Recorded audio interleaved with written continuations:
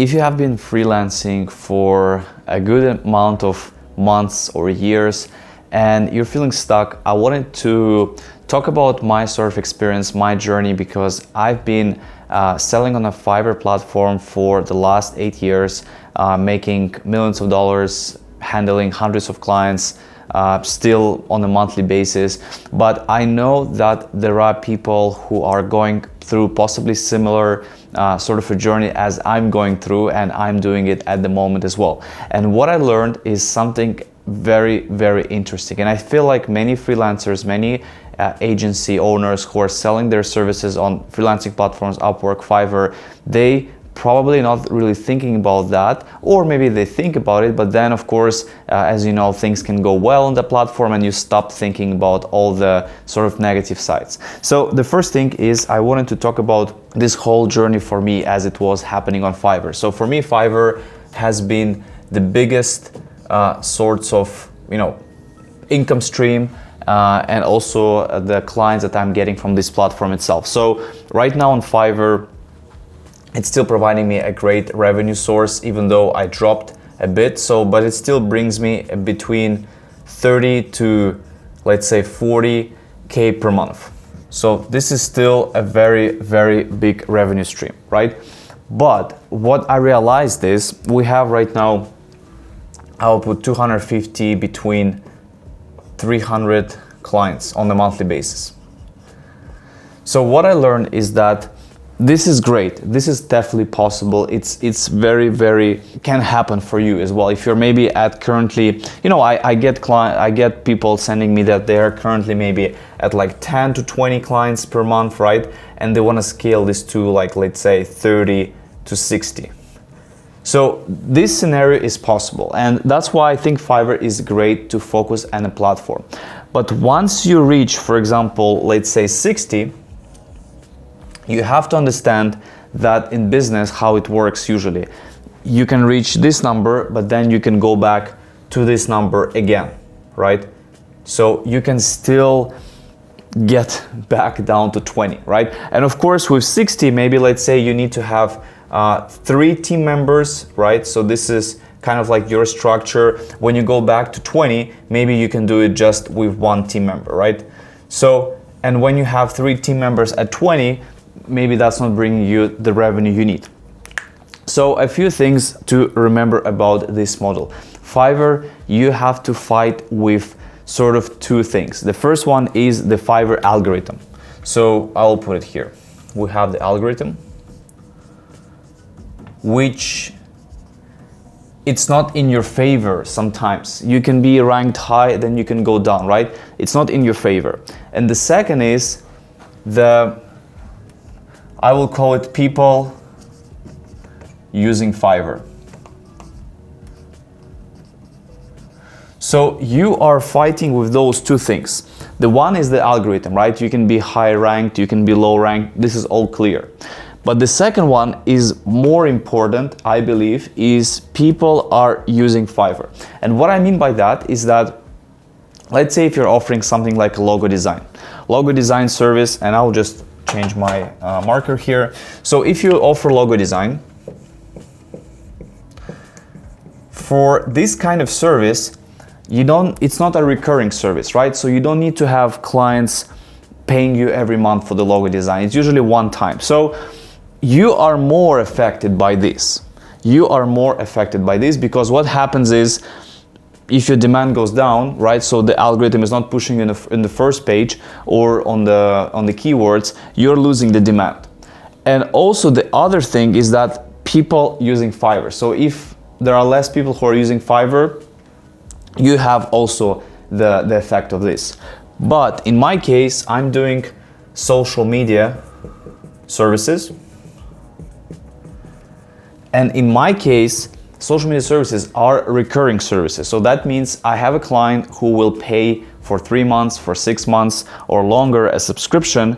And when they go so I'm spending a lot of time to close this client. I'm spending time to write a message, to put in the CRM system, into follow up and close this client for the social media marketing. But what happens next is that I'm getting affected by people are not using Fiverr. And what I mean is that I was checking myself, a lot of clients who are been ordering our service, they're not on Fiverr. It's been like 6 months ago, they've been online 1 year ago, 2 years ago, 3 years ago, right? So what happens when you try to do like a follow-up or outreach? These clients, they will get an email. So for example, let's say you want to send a message. They will get an email from Fiverr. That's it, right? So it's not even you, the face. They will see that it's like you, but it's not really like you are telling them about this service and that you want to work with them. So this has those potential risks. And for me personally, my highest month on Fiverr was, I'll put around 70K, right? That was my highest month. That was back in 2019. Since then, my highest month was maybe actually around, I would say August, so it was 40K, it's like 44K, something on Fiverr. I'll put August 2025, so it's been recently, right? But I would say I did reach that as well, like 2 years ago, so, but I was not able to break into this mark, offering, and I'm right now I'm offering multiple services, but that time I was only offering this type of service, right?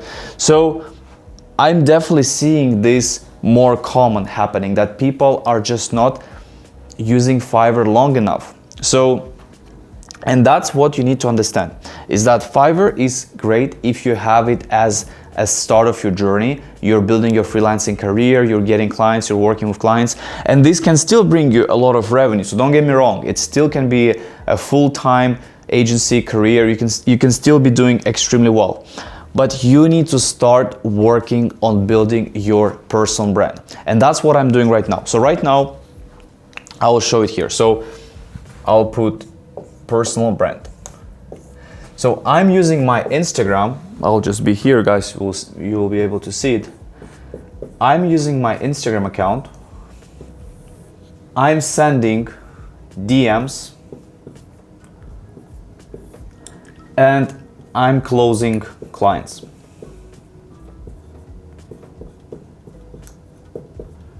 So this is the strategy that I want you to pay a closer attention to, because your Instagram can be a very powerful lead magnet, can be a powerful way of closing and communicating with clients. Of course, in my case, my service is related to Instagram, right? So I'm doing social media content, I'm doing growth on Instagram. So this is the platform for me.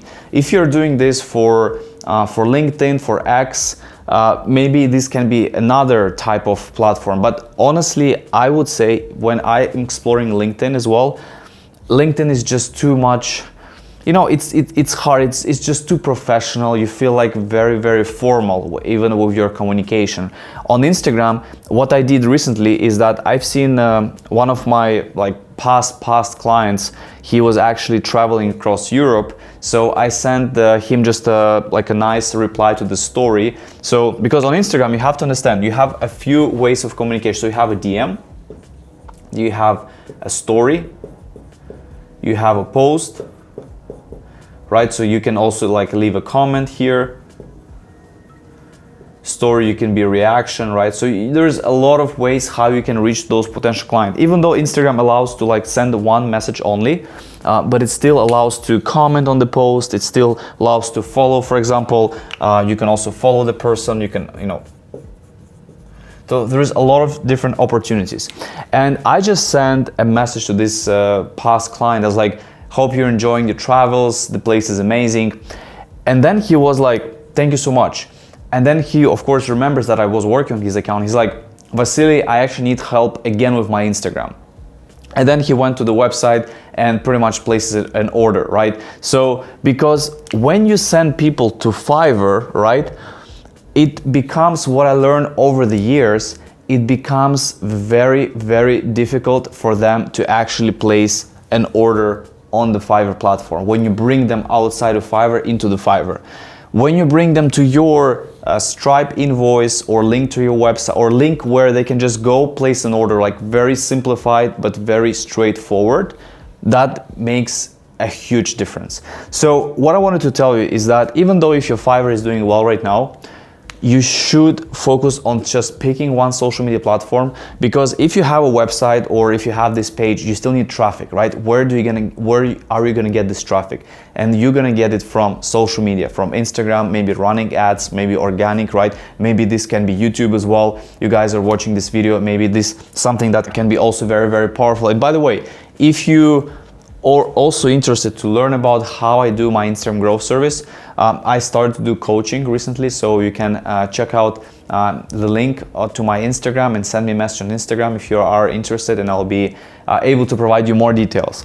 But what I learned from my experience is that having an Instagram profile can lead to so many opportunities, and you don't need to. The biggest problem people don't understand is that they think that you need to create reels, posts all the time. No, actually that's not true. You don't need to be posting every day, but you have to have some sort of personality on your Instagram, meaning that you need to have some content, you need to have some information, because when people open your Instagram, they will spend a few seconds and they need to see who you are. Maybe you can post a picture from working in the office, you can post a picture you are attending a conference, you can post a picture where you are maybe on some sort of like a meetup or meeting, right? Of course there are also type of content where you can post a lifestyle pictures, your cars, your trips, but you have to understand that these types of lifestyle, it can potentially attract some people, but it's not the main driving factor, because when you reach out to people, they look at you and they want to see what you're actually doing. If you're working, if you're serious about your business, about your agency, about your career, they will want to work with you. If they see that you are posting pictures on the beach, you are constantly like, I don't know, traveling, seeing, they probably think that you're too busy to handle this work. So if you are posting consistently all the time, they're thinking maybe you're too busy on your Instagram rather than actually taking care of clients. So of course this is it's a bit more philosophical as well, but I want you to understand, because this is something that I've been going through, I'm seeing, I'm experiencing, and that's why my Instagram, it's more like I'm not sharing it all the time, but if clients go to my Instagram, they see my content. I'm not posting often, but sometimes I do share my travels, I do share my trips, and of course that also plays an impact, because maybe you went to some place and these clients, they actually went to the same place or they visited, so it resonates. So you have to keep a balance between that, but still having just that profile can bring you so many more clients, and it's crazy how it works. It really works. And Instagram, I think especially in the last few months, they made a lot of improvements helping with the communication, making it easier. If you become, for example, verified right now, so back in 2020 when I got verified, there was no way to do the verification by just subscription, so I had to do it as a proper way, submitting my documents, having PR, having all the presents. Right now you can pay to be verified, and if you pay to be verified, you get a blue check mark, you get some kind of additional benefits, the support, but it also makes a big difference when you are outreaching and talking to your clients. And you should understand, like Instagram, you should not just spam the people. You should do this more strategically, like follow them, engage with them, and then maybe they will follow you back, right? And afterwards you build this sort of relationship. That's what we do for clients. We are managing their Instagram accounts. We're handling this part where we are interacting with other people. And of course, if you are one of the persons who wants to kind of outsource these interactions, we are doing it as a service, and you can check out my link in the description. But this is what makes a huge difference. So that's why, guys, I honestly want you to suggest, start taking these things more seriously, because you can do Fiverr for 8 years like me, and you will see like my whole journey. If you go back to 2017, right, when I was getting momentum with Fiverr, you can all see I was documenting since 2017. You can just see how your 8 years can go. Of course, 30-40K it's still great, but if you have a team of 8-9 people, you will not be getting a lot from those. So that's why it's important to think about those things, and starting your Instagram and taking this a lot more seriously can lead to a lot of more opportunities. So guys, thank you so much for watching and staying, and let me know in the comments what you think as well about it. And if you have experience with that, I'll be happy to provide more details and hear your stories. Thanks for your support and see you in the next video.